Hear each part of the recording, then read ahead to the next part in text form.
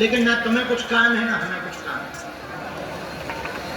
भाई यहाँ तुम्हें रोटी बनानी नहीं है, माताओं को रोटी नहीं बनानी, पुरुषों को जो है खेती नहीं करनी, मरा जा रहा है।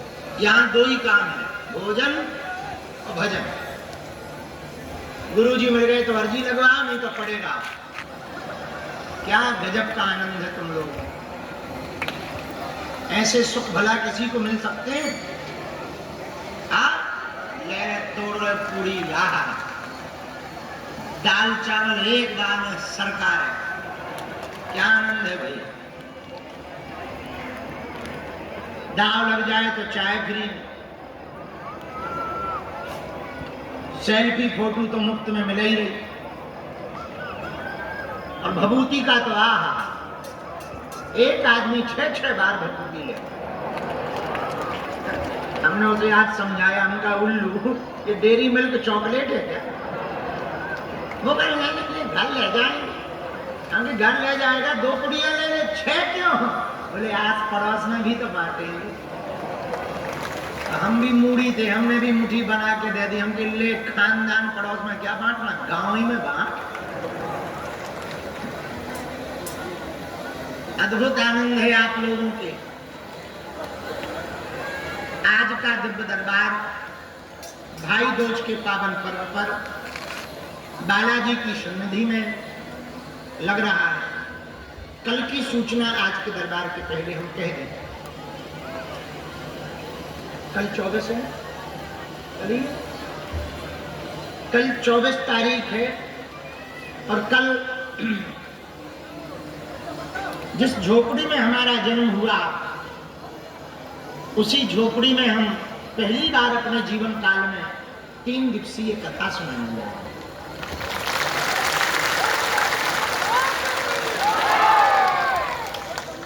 बहुत लोग कहते थे गुरुजी आप अपनी जन्मभूमि बताओ कहाँ है, दिखाओ। तो हम गए तो बहुत बार, पर वो फोटो वोटो वीडियो डरवा नहीं पाए। शायद डली होगी, ऐसा भी नहीं है, डली भी कहीं होगी। बहुत दिनों से वहां ठहरना भी नहीं हो पाता था, और हम अपनी पुरानी यादों में फिर से खोना चाहते हैं।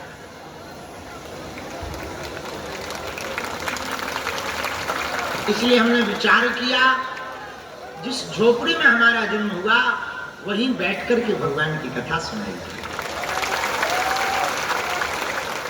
तो सुनो, एक भी आदमी उस तरफ पांव न धल लेगी, ये निवेदन करने को सूचना दी है हमने। एक सिंगल आदमी उस तरफ पांव न धल लेगी। एक तो हमने पुलिस लगवा रखी, ऊपर से हम बैरिकेड, क्योंकि मात्र 12 लोग बैठ सकते हैं, इतनी बड़ी जगह है।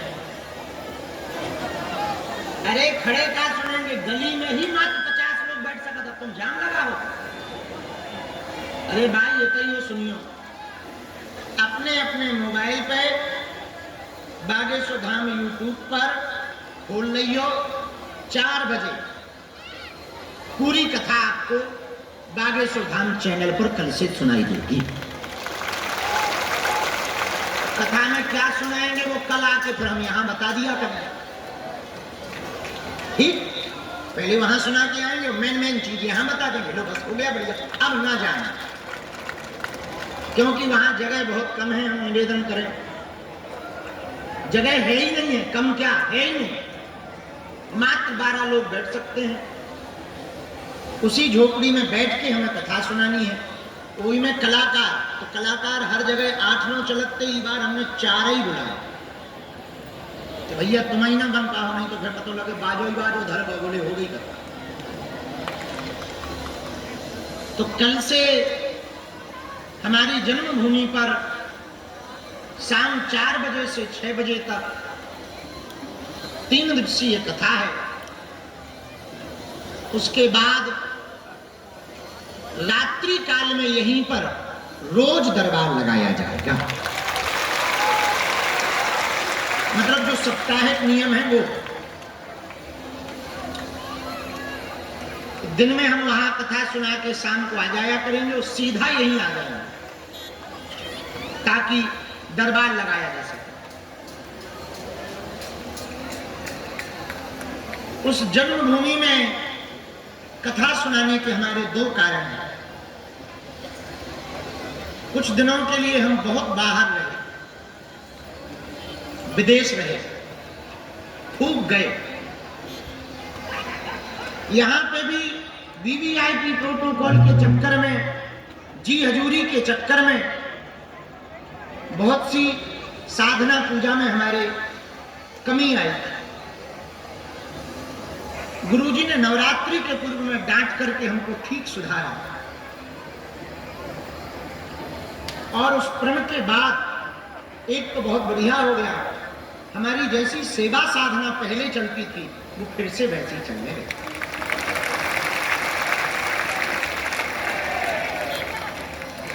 तो हम चाहते हैं कि जैसे हमारी पहले की यादें हमारे मन मस्तिष्क में बनी थी वो फिर से ज्यों की त्यों जीवंत रहे। एक दूसरा कारण वहां कथा कहने का, जन्मभूमि के लिए कुछ ना कुछ तो करना चाहिए। भगवान राम और लक्ष्मण जी लंका में है, वाल्मीकि जी में वर्णन है, वाल्मीकि रामायण में। लक्ष्मण जी ने राम जी से कहा, हे भ्राता श्री, देखो स्वर्णमयी लंका कैसी जगमगा रही, कितनी सुंदर लग रही। तब भगवान राम जी ने बहुत प्यारी बात कही, लक्ष्मण स्वर्णमती लंका न रोचते, हमको ये स्वर्णमयी लंका प्रिय नहीं लग रही है। लक्ष्मण जी ने कहा क्यों? तब भगवान श्री राम जी ने कहा, जननी जन्मभूमश्च स्वर्गादपि गरीयसी। हमारा जिस अयोध्या में जन्म हुआ, भले ही ये लंका सोने की है, पर हमारी जन्मभूमि से ज्यादा बेहतर नहीं है। हमारी जन्मभूमि के सामने ये तुच्छ है। क्यों?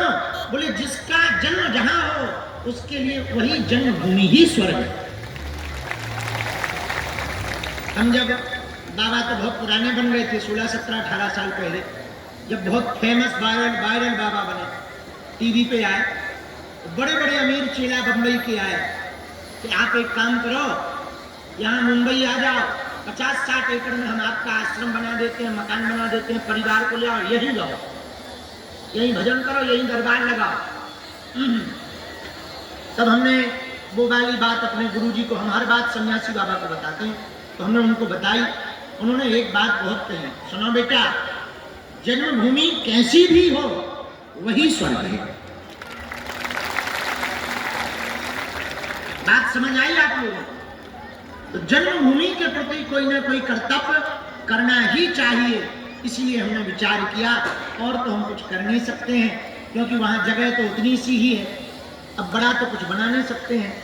कभी कभी माता जी जरूर रोटी सेकने चली जाती, हम भी कई बार जब मन हमारा बहुत ज्यादा वो होता ना, तो कई बार हम वहाँ बैठ के चाय पीने जाते हैं, उसी झोपड़ी में जहाँ जन्म हुआ, बैठ करके खूब आनंद लेते। वहाँ हमने खूब समय बिताया, 13 साल तक उसमें रहे, एक ही झोपड़ी में, उसी में पिताजी, उसी में माताजी, उसी में हमारी बहन छोटी और हमसे बहन से छोटा भाई, 5 लोग एक ही झोपड़ी में रहते थे, 12 बाई 16 में।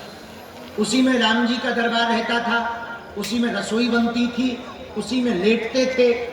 बरसात के टाइम पर एक कोने में भैंस और गाय के लिए उसी में भूसा बन लेते, और भूसा के ऊपर चटाई डाल के सो जाते। वो भक्कू जाना तुमने, भूसा की भक्कू, भूसा जो में भरो रात बोरी हुए, गांव में भक्कू कहो जा, शायद आप लोग जाना, हमें तो ध्यान है। कोई में लेट जाते, तो हमने विचार किया कि हमने पूरी दुनिया में कथाएं सुनाई,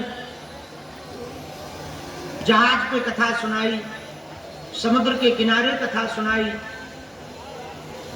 मैदान में कथा सुनाई, सब जगह कथा सुना ली, एक जगह रह गई, वो है हमारी जन्मभूमि।